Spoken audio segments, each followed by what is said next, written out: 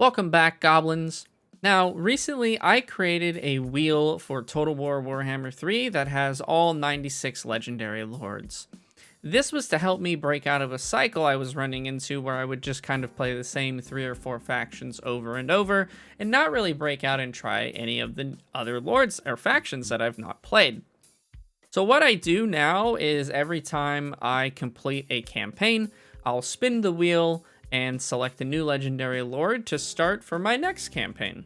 I consider a campaign to be complete when I achieve the short campaign victory on the legendary and very hard settings, and I'm focusing on having fun and trying to embrace that faction's mechanics and lord strengths, so I'm not really banning myself from researching anything if I feel like it, or even the occasional save scum. I'm just trying to have a good time. My objectives with these campaigns is not only to branch out and try new factions and lords that I never have, but also to kind of compile all this information and campaigns together in what I'm calling these narrative campaign overview videos to share my experience with you out there. My hope with this is not only to share my journey and adventure in an entertaining and explanatory way, but also to introduce other people to other lords and maybe show a bit of the strengths and weaknesses that I ran into or some initial issues that I have for the first time on a lot of these lords. My dream, or hope at least, would be to inspire some of you out there that are also stuck playing the same 3 or 4 factions to branch out as I'm doing and try some other factions as well. Now that you're up to speed, let's go ahead and spin this wheel for this current narrative campaign overview. But before we do, I do want to remind you guys that I stream all of these live on Twitch, twitch.tv/apoptosis808. And if you like this content and enjoy this video, be sure to check out my other videos. And if you like those, consider subscribing to this channel. Thanks so much, and let's get into it. Now, we shuffle. Shuffle. You can see the names on the wheel are changing as well, so that you know that there's no way that I could possibly cheat. And what are we doing? For those of you who are just joining us or maybe watching this on YouTube and you're not sure what's going on, without further ado, let's go ahead. I'm going to do a couple more shuffles. And spin it. Oh, I hope we get a good one. Who the fuck is this? I don't even know who this is. I don't even know who this is. I think this is actually Empire. Is it this one? No. Who is this? Wait a second. Oh, is it Dark Elves? I actually don't know. Guys, I don't know who this is. It is. It's this one. I don't have this one. I have to buy it. Oh my god, it's Harganeth. It's Dark Elves. Okay. I've never played Dark Elves before. I literally have to go and purchase this. All right, guys. We are doing Crone Hellebron. Harganeth. Harganeth, the city of Cain, seeks war, and thus Hellebron goes forth to wage it and demands the world's submission. Our starting army, Harganeth Executioners, Great Sword Infantries, 100 armor, armored, armor-piercing, and anti-infantry, and murderous mastery. Merciless, frenzied agents of slaughter. Even when unprovoked, this unit takes especially well to Cain's murderous blessing. I don't know what that is. It's a tier 3 unit. 42 weapon strength. I mean, this all looks really good. Super high leadership, too. Murderous mastery.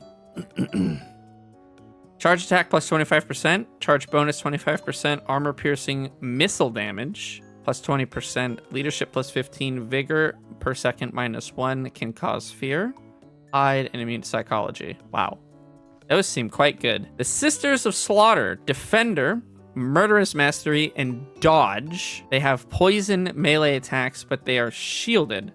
This unit has a shield and will block 20% of all small arms missile fire hitting them from the front. They also have a 20% physical resist. And they have the Murderous Mastery and Trial of Blades. They have dodge. Dodges blades and missiles with ease when facing magical weapons, however. Okay, so this is another tier 3. So this is like a tank whip infantry. All right.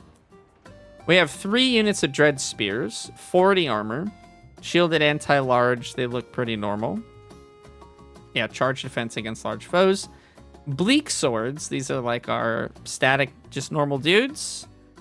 40 armor is not anything to sneeze at, though, so that looks pretty good. And then Dark Shards.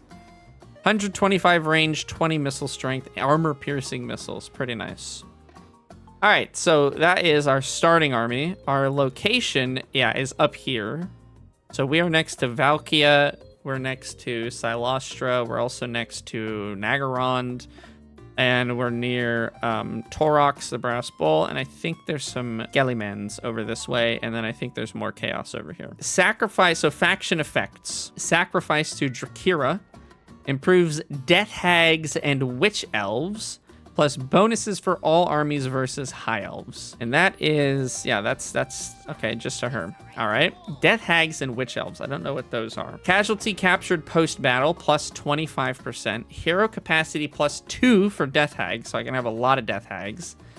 Slave cost minus 33% for sacrifice to Cain. Income from slaves plus 5%. Okay. Lord effects plus upkeep minus 50% for Witch Elves, Sisters of Slaughter, and Hargoneth Executioner units. Well, these guys seem fucking crazy, and I'm waiting to see what the Sisters of Slaughter are like, and I don't know what Witch Elves are. Weapon strength plus 10% for Witch Elves, Hargoneth Executioners, and Sisters of Slaughter. All right, that's the faction. Let's make sure I'm on Legendary very hard. I am, and here we go. Crone Hellebron. Believe it or not, this is the very first time I have ever played Dark Elves, so I am pretty excited to check them out. I know a lot of people really love Dark Elves, and it's a lot of Warhammer players' favorite faction, so I'm pretty stoked. I knew a little bit about their faction going in, that they revolve around exploiting the slaves they capture from battle, but beyond that, I really wasn't familiar with their mechanics, and certainly not with Crone Hellebron. The Crone starts in the icy north reaches of the map, nestled in with her Dark Elf buddies, enemies, and some Chaos Warrior champions. Crone's starting army contains some Spearmen and some Dark Shards, along with a unit of Executioners and a unit of Sisters of Slaughter. Crone gives some pretty serious buff to those two units, and it's easy to see that they are going to be the army composition that I'm going to aim for later on. The orcs that have invaded my province need to die, so after the first battle, we take our first settlement, and after that, I review the short campaign victory conditions, and wow. It was a bit of a shock. Take a look. What are my objectives? Let's look at this. Destroy the Cult of Pleasure. Holy fuck, they're so far away. What do you mean? Ancient City of Quintex. Control Marathi's lair either by direct ownership or through vassal control. Oh my god. So we need to go south? But Valkia is up here, dude. Do they not know that? Oh man. This is not an easy short campaign victory. Holy... Needing to take down the Cult of Pleasure, which also means taking their primary starting settlement, is quite a task. At the time, I thought I was going to need to run all the way down there, but later on I discovered that the sea passageway that pops us out right next to them, which was pretty cool since I don't think I've ever used the sea lanes before in a game until now. More on this later. The Crone herself has a unique faction mechanic to keep an eye on. Along with buffing Executioners and Sisters, she has a slave upkeep mechanic called Death Knight. As the turns progress, the mood bar, I guess, starts to run out of juice, and it needs to be refilled by sacrificing an ever-increasing amount of slaves. By sacrificing them, you fill the bar back up, giving your units physical resistance, gaining control and leadership, and summoning a Blood Voyage. The Blood Voyages are free AI armies that will run straight to the High Elves on Donut Island, but unless you are there to help them, they die pretty quickly. They do give you whatever gold they gain from their voyage, so it's not bad, but it's certainly a secondary effect. Wait too long to sacrifice to the almighty mood bar, and you start getting progressively worse effects. The minimum of the bar can be increased, essentially knocking out the lowest the bar can go by taking key settlements. I only did this once in my campaign, and it was pretty much at the end, so I didn't get much advantage from it myself. Back to the campaign at hand. With my first province quickly secured, I had a choice to make. I could either ride to the east and finish off the starting nameless orc faction that I'm next to, or I could sprint to the north and kill Valkia. Yeah, I think that's correct. So I have to kill Gore Queen right now. Close victory. At the end, my fear of Valkia getting out of hand and becoming a problem forces my hand and causes me to go north. I take out Mung's main army, slap some early talent tree points into slave capture, and continue my icy crusade to Valkia's fortress. In my absence, the worst case happens, and the Cage Breakers launch an assault on my province. I figured this was a possibility, but felt confident I could retake whatever settlements I lost after dealing with the primary threat of Valkia. They take back one of the settlements in my province and attack my capital, which I end up auto-resolving for some reason. This certainly wasn't the right call, but hey, we're gaming here. Now, this is where things get a little bit difficult.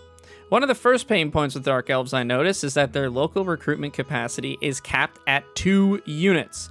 2 units a turn. I don't think I've ever seen a faction that can recruit so little before. That means it could take up to 10 turns to refill an army if you lose everything, and that's assuming everything takes 1 turn to fully recruit. It's simply not possible to wait that long, so I start a second army and keep constantly recruiting, just so that I don't waste any time on this. The battles so far have kept me flush with cash and slaves, so we are popping Death Knights whenever we start to get low, and finally reach Valkia's fortress. We take some attrition going up there, and Valkia offers us a peace treaty, which I decline, as I've marched all the way up here, and those orcs take another one of my settlements. Now at Dagrak's End, we begin the battle immediately, siege the settlement down with dark shards, and take the capital. After that, I head south, take Valkia's final settlement, and defend against her assault.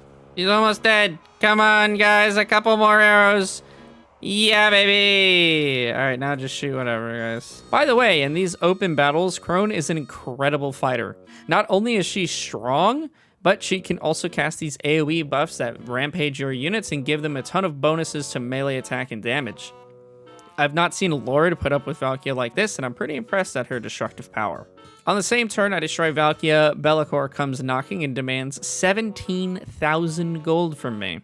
An astronomical request, which we decline, so we'll have to deal with his shadow friends soon. One final army to kill, and boom, Valkia defeated. But at a hefty cost. My main province is in shreds, with only my starting capital remaining. In hindsight, I think I certainly could have waited a few turns to kill Valkia and dealt with the orcs first, but oh well. We slaughter my way back across, retake my province, and continue the crusade on the orcs. We've got a few heroes in our army now, guys. My army is a bit wonky looking, as I went a bit crazy with the hero stacking. This was fun for a bit, but eventually I do move them into other armies and keep a couple for myself. While the Crone is sprinting into the orcs as fast as she can, I send my second army to clean up Mung, who started to be a bit annoying. We finally kill off the remaining dregs of the Cage Breakers, which, to be honest, I'm just laughing at myself for letting a starting no-name faction live this long. As soon as the orcs are finished, as if a scripted event, Be'lakor shows up. Hooray! Come on, Be'lakor, don't see my ambush. That would be awesome of you. If you would just simply be attacked. If you would simply take the force march bait, my man. Nope. He brings his 3 closest friends and starts to take the settlements I painstakingly just took from the orcs. Here we go again. I kill Be'lakor, his other army, and start cleaning up the mess he's made of my provinces. Eventually, we chase him around long enough that he is willing to peace treaty. Fine. Chasing him isn't worth my time anyways. I check on the Cult of Pleasure, the faction I need to kill for my short campaign victory, and they're doing really well. Yikes. Oh my god, they're doing so well. Oh, it's gonna take me 1,000,000 years. Oh, it's gonna take me an eternity. Oh, man. Okay. I need to get started. I begin moving my army in their direction using the sea lane, but quickly discover that a new threat is rising on my borders. The dwarves, or stunties as I like to call them, have taken out Naggarond, and I look to be next on their list. Still suffering from the PTSD of the orcs from the early game taking advantage of me whilst I was away, I quickly turn my armies around and march on the dwarves. I take back Naggarond and begin my multi-turn assault on the ancestral throng, led by Grombrindal the White Dwarf. Let's go. Let's fucking go, dude. Don't you dare. Yes, baby. After taking back Naggarond, we're doing well, and even kill Grombrindal's main army before we move to take Hag Grief, and of course that's where I run into problems.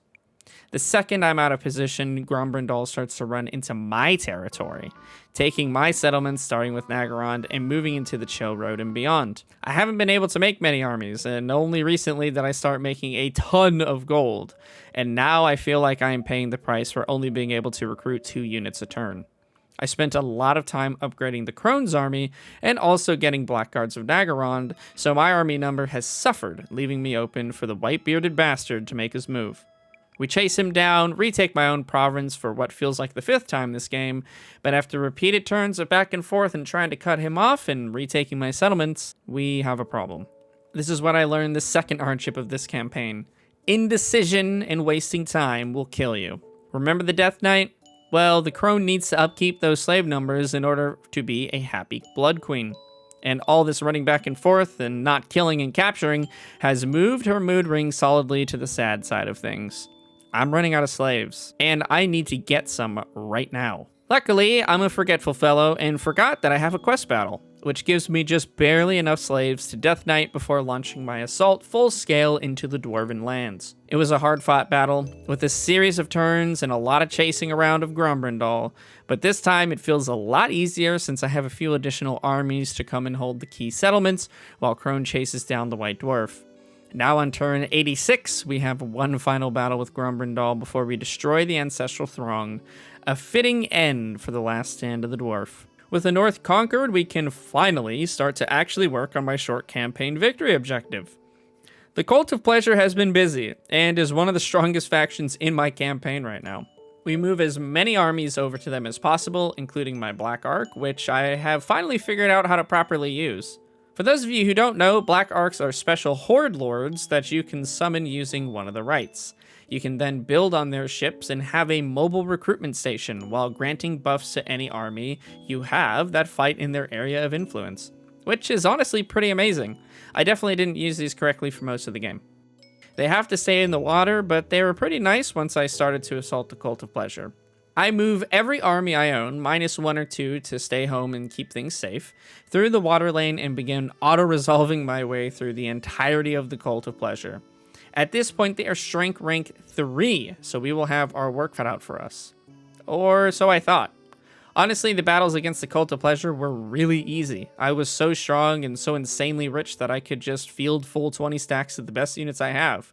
Most battles I could just auto-resolve, and I finally made it all the way to the inner circle, the last settlement of the Cult of Pleasure. Flash, stab, fight, kill, guys. And we hit the occupy. Boom. Wait, is it not? Am I fucking wrong? Are they not dead? They still have this one! I'm wrong! I'm just joking. Oh my god, I just have to run over there. I take that final auto-resolve and... Oh, okay, they have one more. Alright, no worries. I'll just head over there and... Alright, lads. This should be it! Is it actually not? Where the fuck are they?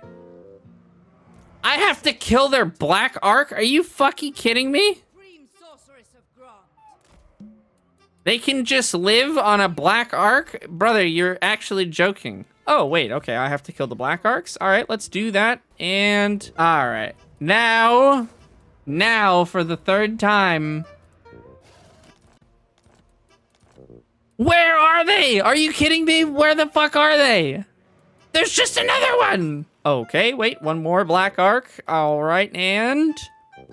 Well, at least that was a really cool fight, but they have another settlement? Whew. Finally. Short campaign victory. After 4 false endings to the campaign in a row, I finished Crone's campaign on turn 114 with 62 sacked, razed, or occupied settlements and nearly 300,000 gold. Crone was a wonderful campaign, with challenging opponents all around and a big endgame boss of the Cult of Pleasure. I found her campaign a great intro to the Dark Elves, and I certainly feel a lot more confident and understand why this is so many's favorite faction. Their economy is absolutely gangbusters, so long as you have the slaves for it. Overall, you are highly incentivized to constantly fight and constantly recruit, as the moment I had to be defensive, our economy went into the tube and the Crone's mood with it. The Crone's abilities and faction benefits gives a unique style to a typically very ranged-heavy faction, incentivizing you to take all melee bruisers and send them into a lustful rampage. The Crone herself is a very potent melee duelist with a nice blue line skill tree and insane unique abilities. Her quest items aren't particularly interesting, but they just make her even more of an incredible fighter. Alright, ratings time. For complexity, I give Crone Hellebron a 3 out of 10. Her army style is really simple, and the Dark Elves' economy and strength is not that difficult to understand. Make the money building, get more slaves, and be rich as fuck. The most complex thing about her campaign was how little units they could recruit every turn, but if you get around that, you'll be golden. For fun, I give the Crone a 6.5 out of 10. I enjoyed her campaign, but overall it was relatively simple. Besides a few blunders in movement I made early on, I don't really feel like I struggled or had to do anything clever to eke out any value. I will say that combat is the most fun thing about the Crone, as it always just feels great to slam into your opponent with full force. No need for complicated formations, just run right at them. It doesn't feel incredibly replayable, as I think a few more modern lords like Valkia do a good job of mixing in complexity to a melee army with a more unique campaign style. For difficulty, I'll give the Crone a 3 out of 10. Besides an early game blunder of letting my first faction run away from me and a moment of panic where I was out of slaves and the Crone's mood was bad, I don't really feel like I struggled all that much. I could easily see myself destroying every faction down to the Cult of Pleasure and taking the entire Elf Donut Island pretty easily. It was a relatively laid-back experience, but that doesn't mean it was bad. With another chapter of the wheel campaigns finished, I move on to the next lord the wheel decides to spin for me. Any ones you hope I will land on? Do you like the Crone and her Dark Elves, or hate the faction as a whole? Let me know down below. Thanks for watching, and I'll see you in the next one.